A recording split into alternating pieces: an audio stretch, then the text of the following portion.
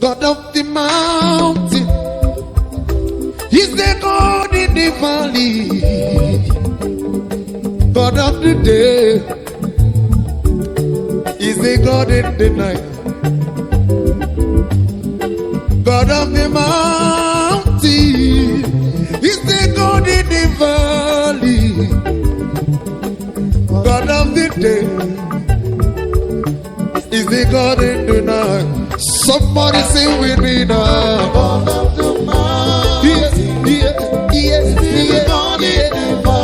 Glory to my God. God of the day. Honor to Jesus. The God in the night. The God of the mountain. God of the mountain. The God in the valley. Glory. God of the day. He's the God in the night. God in the night. Go friend, let me hear you. He does. Hey!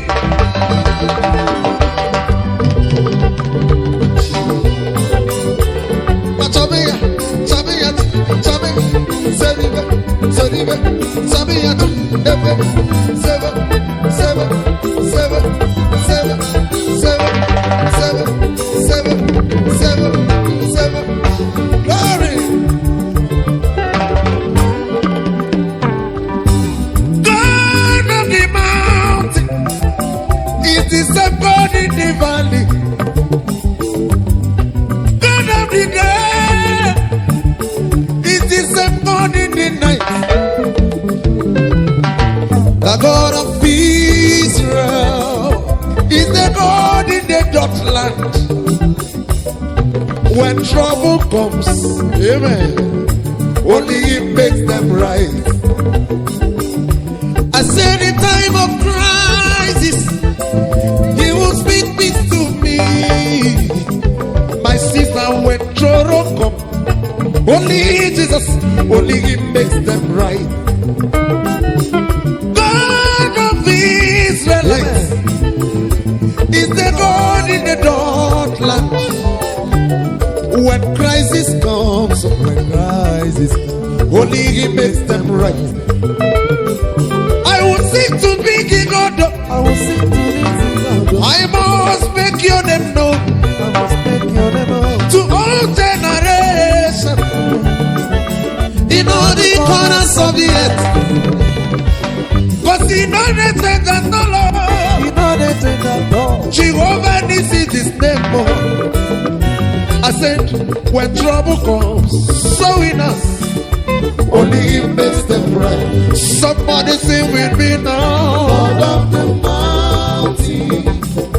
See the God in the valley. He's the same God in the valley. God of the day. See the God in the night. The same God in the night. God of the mountain. See the God in the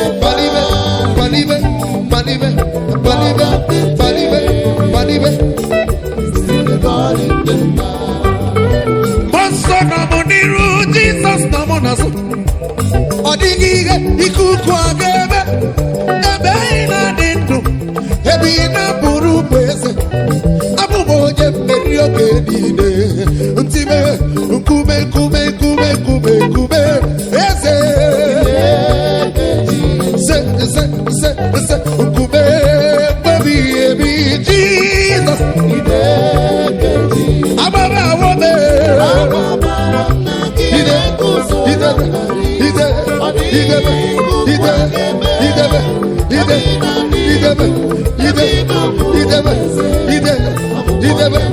The lamb ababa wobe. Seven.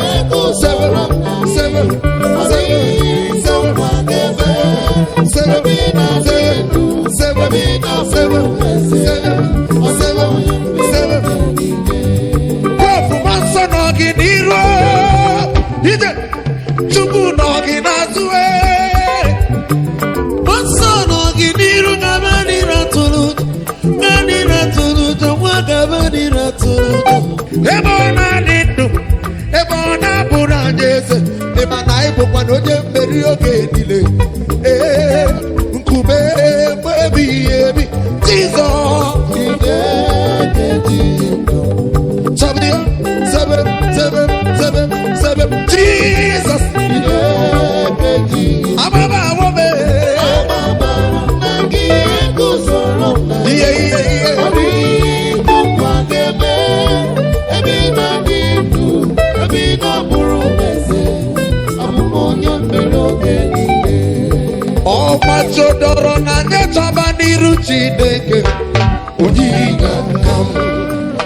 There is something that makes me run into your presence, my helper.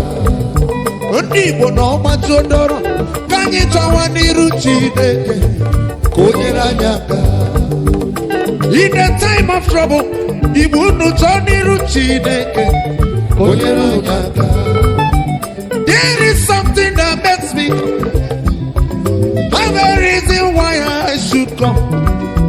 I have a reason why I will ever come in your presence, my helper. I have a reason why I will always come in your presence, my helper. There is something that makes me sing. I have a reason why I should come. Jesus, there is something that makes me come into your presence, my helper. Somebody say, there is something that makes me come into your presence, my helper. There is something that makes me come into your presence, my helper. Say my helper, oh, my helper, my helper, oh, my helper. yes, anywhere. There is something that makes me come into your presence, my helper. Listen, bring it on. Come and stop na Japan yigiru Chineke. Give it back to me. Come and stop you answer the giru Chineke. Oye dodo nebe sorry. Ezioku China the giru Chineke. What the government now abu giru Chineke. Oye dodo nebe sorry. Come and stop na Japan yigiru Chineke. Jamune yigiru Chineke. Ewegebe yiriru Chineke. Onyinya kam somebody say, there is something that makes me come into your presence. There is something why I should say, why I should say, why I should say, my helper, my helper, oh, my helper, oh, Lord, come into your presence, my helper. Let me hear you, brother.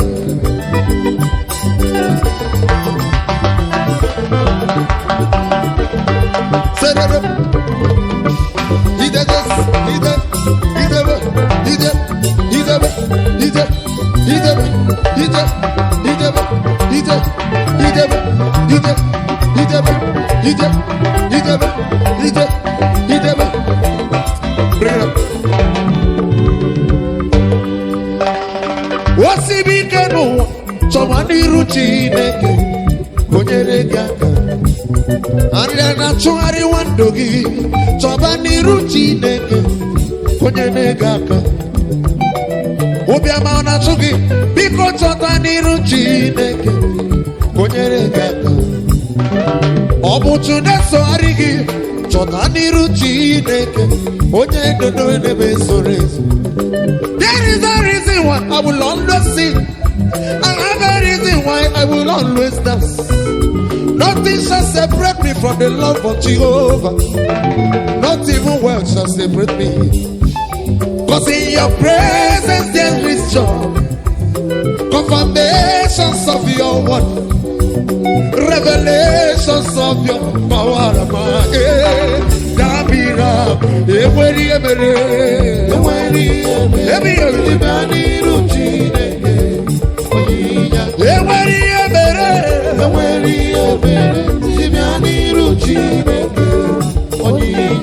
say Oniga Kame, Oniga Kama, there's a new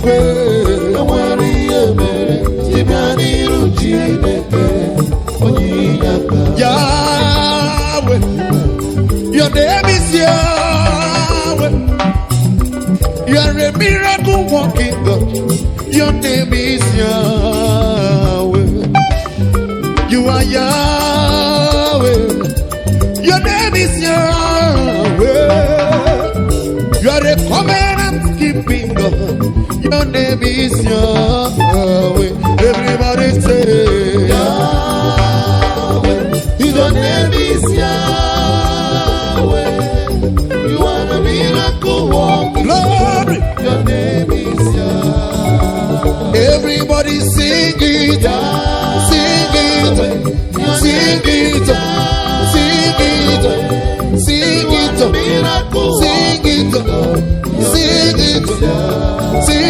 it, everybody say it. Say it, everybody sing it. Sing it, everybody sing it. Miracle working, your name is Yahweh. I say, oh, wait, yeah, God, Chineke ọ dị m n'obi ihe nwere ihe m ga-akọrọ gị ma ruru n'iwe onye na-eme mma Enwere ebi ihe m ga-akọrọ gị Chineke ọ dị m n'obi ọ dị m n'obi enwere ihe m ga-akọrọ gị mgbe ruru n'iwe Jizọs na-ekwe aga m ga-eturu gị Chineke ọ dị m n'obi ihe nwere ihe m ga-akọrọ gị ma ruru n'igwe ewere ebi ihe m ga-akọrọ gị Chineke ọ dị m n'obi enwere ihe m ga-akọrọ gị mgbe ruru n'iwe enwere ihe m ga-akọrọ gị enwere kọrọ gị ihe m ga-akọrọ gị Chineke ọ dị m n'obi enwere ihe m ga-akọrọ gị mgbe ruru n'igwe mgbe Jizọs ga-abịa ike niile kwesị ga-agbalaga mgbe Jizọs batara n'ime ndụ ike niile kwesị ga-agbalaga Jizọs onye na-eme mmale Jizọs onye kasị obi m ihe niile ga-agbanwe amen mgbe Jizọs batara ọ ga-agbanwe ihe niile ga-agbanwe Jizọs ihe niile ga-agbanwe ihe niile soribe when he will come when he will come when he will come ihe niile ga-agbanwe ihe asịrị niile ga-agbanwe amosu ga-agbanwe arịarịa niile nọ ga-agbalaga a ga-agba ọsọ enelo otu ọgbụgba nọ ga-agbalaga ihe so winners mgbe Jizọs ga-abịa n'ụwa ike niile kwesị ga-agbalaga si mgbe Jizọs ga-abịa ike niile kwesị ga-agbalaga cheyo Jizọs onye na-eme mmale papa Jizọs onye gụgụ obi onye kasị obi ihe niile ga-agbanwe Jizọs bata ihe niile ga-agbanwe ihe niile ga-agbanwe Jizọs bata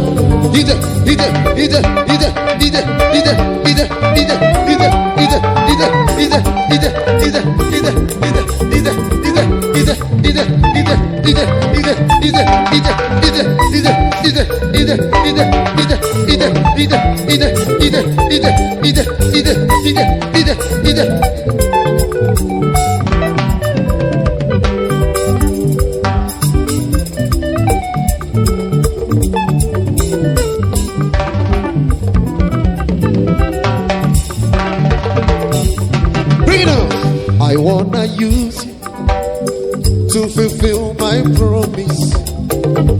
I know about you before I choose you. The Lamb, though my salvation is sure, with you in all service. I've called on you, don't complain. He said, I wanna use you. He said, I know about hey, though my salvation is sure, glory with you in all service. I've called on you, don't complain. He said, the love I wanna use you. He said, I know about you, son. Though my Though my salvation is sure, with With you in our service, I don't know. Can I hear you, brother? Can I hear you?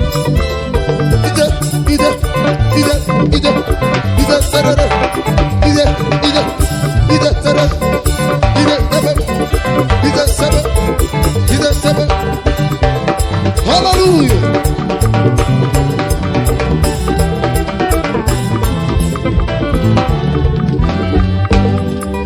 He said, I wanna use you to fulfill my promise. I know about it even before I choose you. He said, though my salvation is sure, with you in all service, the love I've called on you. You can put your name there, but don't complain.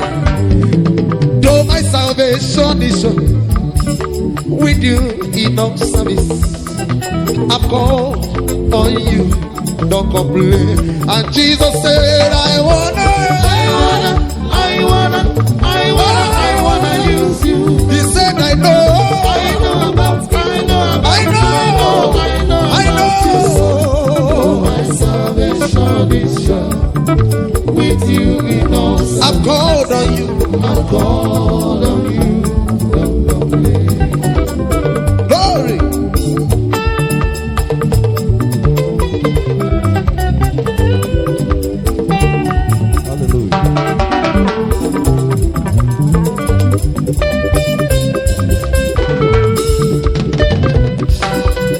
Before we drop, listen.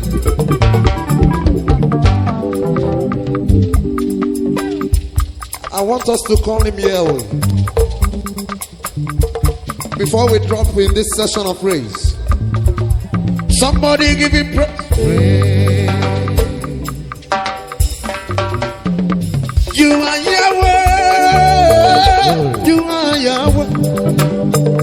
You are Yahweh. You know the fail. You are Yahweh. You are Yahweh. Alpha and Omega. You are Yahweh. Alpha and Omega. Somebody help me sing. You are Yahweh. Lord, everybody help me sing. Lord. You are Yahweh. You are Yahweh. Sing it one more time. You are Yahweh. You are Yahweh. You know the way. You are Yahweh. Alpha, Omega. You are Yahweh. Alpha, Omega. Bring it on. When I lost my father, I was so confused, don't know what to do. But you came around and you taught me and said, never be afraid, I will be with you from now and forever. Look at me today, I'm a testimony of your goodness. From ages to ages, you know the faith, you are Yahweh. Generation to generation, you know the faith, you are Yahweh. You are Yahweh, Alpha and Omega. Now you be the Rapha, Adonai and Omega. Somebody sing for me. You are Yahweh. You are Yahweh. Everybody join me, sir. You are Yahweh.